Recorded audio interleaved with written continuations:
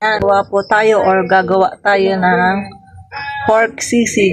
Siyempre, atin muna siyang ilalaga yung pisngi ng baboy.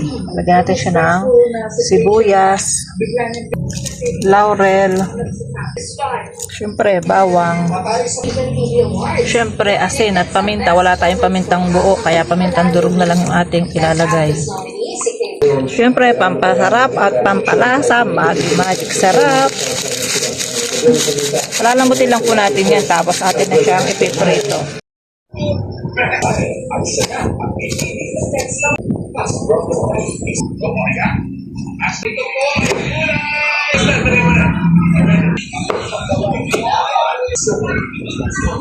Yung nilaga na palambot na natin, piprito na natin siya.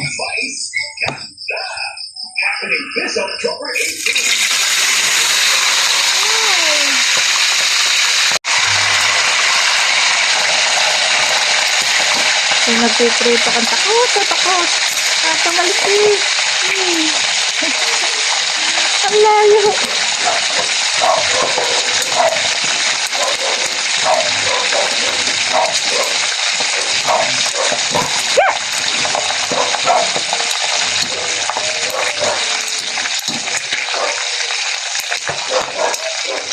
Pakalaba naman natin. Kaya malapit ang maluto. Ayan, luto na. Pwede na natin i-slice. Ayan na natin.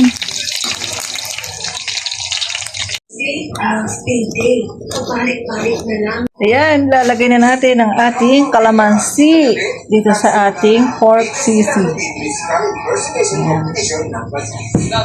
Then, ang ating mayonnaise. Ito na ang ating pork sisig. Ay, tingin pa lang. Napaka-yummy na.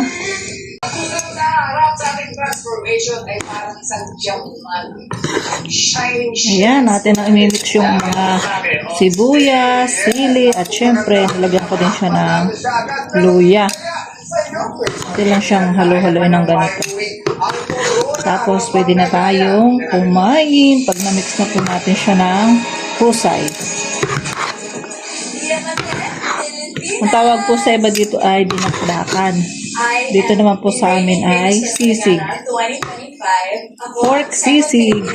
Hindi ko na po siya nilagyan ng siling labuyo kasi hindi ako masyadong mahilig sa maanghang. Maanghang na tong siling green na to.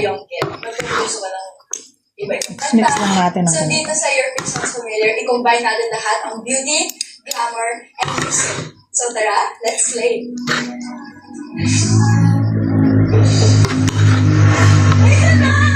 Hindi ganun ka-strong. Parang sobrang airy na falsetto. So yun yung kailangan mong aralin.